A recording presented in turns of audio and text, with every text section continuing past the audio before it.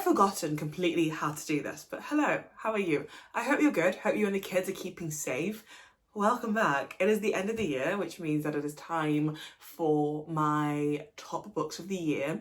A little bit of a wrap up, a little bit of a catch up, all that kind of good stuff. A bit everywhere. I'm a bit scatterbrained. However, I hope that's okay. I hope you guys can forgive this. I was gonna do like a whole like sit down like production, stats video, etc. But it all started to go wrong when I couldn't find my SD card. So you're actually being filmed on my phone today and not on my camera, because I now need to order a new SD card and also find my previous one because it has content on it that I want. But you're on my phone today, which you know, a bit rustic, a bit like a homey feel, cozy feel. I don't know what I'm rambling about anymore. However, I got my wrap up video of the year. Thought I'd do my favourite book from this year. Yeah, we could have a chat about that. Hope that's okay. Okay, so in terms of reading this year, in terms of stats, I thought I was going to sit down and do like a proper like Adam Khan stats video. I'm not doing that, but I'm going to tell you that I read 80 books this year. I think I had a pretty like meh reading year in terms of quality, but it is 80 was my aim. I did have to read some small books towards the end to try and get to my aim, but it's fine. They all still count. They all had value. So I read about 80 books this year. I said I was going to try and read more non-fiction this year. I completely failed at that. I think my split was something like 75-25, which is pretty similar to last year, which I'm very disappointed about. So we are genuinely making an aim to read more non-fiction in 2024. So yeah, that is kind of like where we're at. I've kind of compiled, I think it's like 7 of my favourite books from this year. 7 or 8 of my favourite books from this year, a mix of fiction and non-fiction. And so yeah, we're just gonna chat about them and just, yeah, have a little chat. Cool. Okay, we'll do it. We'll do it in sections. We'll do my non-fiction books first, because, you know, non-fiction is always fun. So my first favourite non-fiction book from this year is actually this one, which is Rifka by Mohammed El Kurd. This is a poetry collection by this author who is a Palestinian author, and these are poems basically to and about his homeland, about his people. And I picked this up because I heard lots of people talking about it in terms of like books to read that you could read from Palestinian authors. And so I picked this up, and this simultaneously broke my heart and gave me hope at the same time, which I always think is like a really nice feeling to get from a book.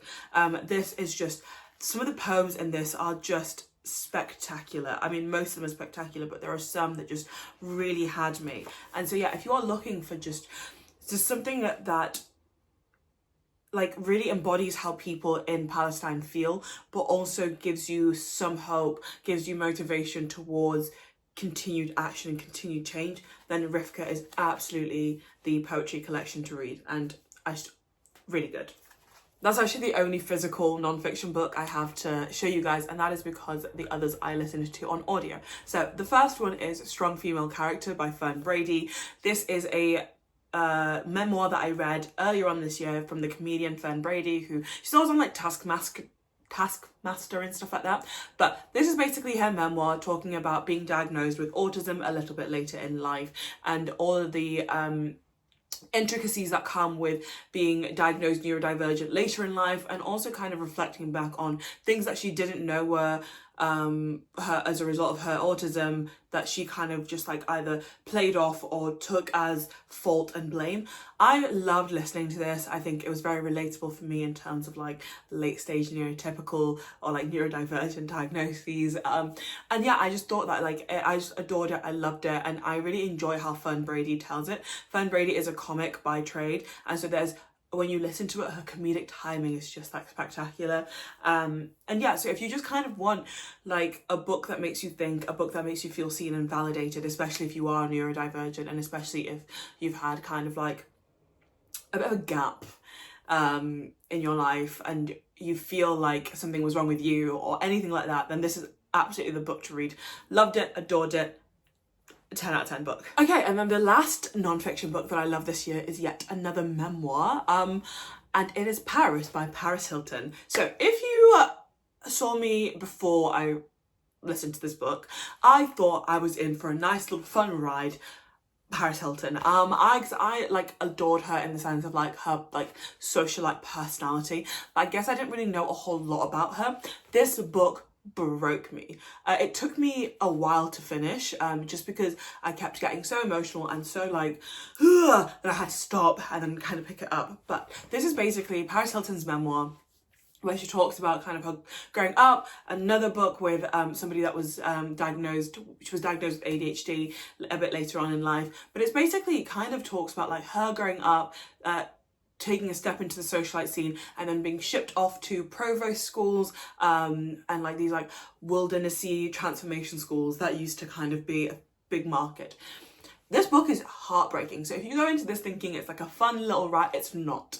This book broke me multiple times. It made me feel so empathetic for her, made me feel so sympathetic. And I'm really here for like the vindication of the childhood celeb that we were kind of all taught to vilify a little bit. Like, I'm so here for that reckoning. I think it's important, and I think it's important that like people like me and like maybe people like you have these people reframed in our minds. Paris Hilton narrates this memoir, so I listened to it on audio, and she narrates it, and it broke me. And I will say that I think she's a better person than I am, because if my parents had done half of what her parents did to her, I would literally never shut up about it. I would be like scorched earth all over the place. But she has so much grace, so much empathy, and just finds such a resolute and resounding voice in this memoir that I do want everybody to read it. Like, stunning. Okay, and then in terms of fiction books, I've picked up 4. I've tried to do a split because there were obviously less non-fiction books, so there is four fiction books here. So the first one is, okay, so I was going to film this yesterday. Again, brain, it didn't work. However, if I'd filmed this yesterday, I wouldn't have been able to include this book, which I think has snuck in there, and it is this one, which is The Situationship by Taylor Dior Rumble. This came out of the Murky Stormzy imprint this year from Penguin, and this is basically it's a rom-com book about this girl, Tia, who was kind of like waiting for this guy to come back from traveling, thinking that they're going to be really happy together, but he comes back in a relationship, and so she's got to go out and date and kind of like try to figure it out, and she meets Nate, and they're getting along really well. They kind of hook up, they see each other, they spend time together, but there's not a label on it. Situationship. It's funny, it's just so relatable, for anybody else who is a situationshipper. I can accept that about myself a little bit, but it's just so relatable and so funny, but also just like so thought-provoking about the love in which we choose to accept, about the standards we set for ourselves, about communication, about all those kinds of things. Taylor Dior Rumble has just managed to take this very unique, I think, 21st century Gen Z millennial experience and put it into words and put it into fiction in a way that just felt so lovely. But yeah, loved it. Stunning book, and I'm really glad that I did manage to finish this year, and that it's managed to sneak in to here, because it would have been a loss without this. Okay, so the next book I'm going to talk about is this one, which is Mermaid by Jessica George. This was a book that was super heavy on my radar. Actually, all 4 of these books were super heavy on my radar this year, but this is the one that I was really excited to read, and this basically follows Mermaid, who is a young woman, and so she is the eldest daughter of a family, and it talks about all the pressures, the things that she has to kind of absorb, especially after she's trying to forge her own path. I really enjoyed this book. I'm a first-born daughter of kind of like a similar type of family in terms of like first-generation immigrant. I think there were things about this book that I just felt so relatable, on like trying to do everything, on trying to be the best, on just constantly trying to seize opportunities because your parents have worked so hard for them. I think there is, you know, a lot of discourse to be had about the pressures on which we put for like young Black eldest daughters. I loved this book. I thought it was so nice to watch her. It's very coming of age, very like, yeah, very relatable to me. And I think, to be fair, I think with these 2 books, like, I think I loved them so much because of how much I could relate to them and how much they just felt so soothing. And I think it's always really nice to know that other people are having kind of like similar thoughts, similar experiences like you are.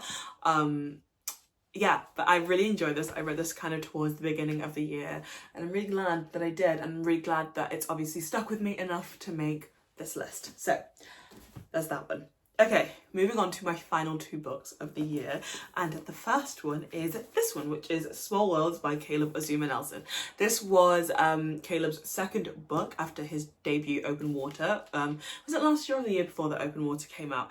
And this basically follows Stephen, who is a young black man, and his kind of childhood crush sweetheart. As they grow up, go off to uni, like go on different paths, try to find each other, and they're constantly united by music and dancing and rhythm. And this book feels like it has a rhythm, like it feels like it has a vibe about it. And the way that Caleb Azuma Nelson writes, I'm always in awe. I think he's just such a spectacular writer that's really managed to kind of like harness that like melodic and rhythm and build and pace when he's writing. And I really enjoyed this book. Yeah, like I just think there's so much in this book. There's like topics, there's things about love, obviously, and black love, but there's things like about growing up, about failing, about not wanting to disappoint your parents, on friendship, on masculinity, on just so many interesting topics that I think Caleb Azuma Nelson just does a wonderful job of portraying. And so if you've never read a Caleb Azuma Nelson novel, I really recommend you do it. And I think Small Worlds is where I would recommend everybody to start. I think I struggled a bit with Open Water when I read it, but this one I devoured, and I still think about this book. Okay, and now finally the last book. This is my favourite book I read all year. I've not shut up talking about this book to anybody who will listen, to anybody that wants to chat about it, and I feel so passionately about this book. It is Small Joys by Elvin James Mensah. This is a book I read in about April time, and I read it in Zimbabwe on my Kindle. Had to buy a copy. I had to buy a copy because I just adored it that much. But this book basically follows Harley, who is a young black man, a young black gay man who drops out of uni and moves back to kind of like the city he grew up in. And one day where he's about to do something, he's stopped by Muddy, who is just this like, in my head, I picture him as quite like a tall, friendly, brash, Mancunian man. I mean, he's Mancunian, definitely, but he's a Manc. And you kind of follow their love story, but it's not a romance. It's about the importance of friendship and found family and creating communities that are safe. It's both kind of heartwarming but also heartbreaking. I cried, I laughed, I just felt such joy from reading this book, and I have not stopped thinking about this book since I read it. I really want to do a reread next year because I don't know, I cannot explain how much I needed this book, how much this book just, it just soothed something inside of me. And I fell in love with Harley, and I fell in love with Muddy and the characters around them and the communities and lives that they build for each other, with each other. Fantastic. I love romance books. If you know anything about me, you'll know that I love romances. And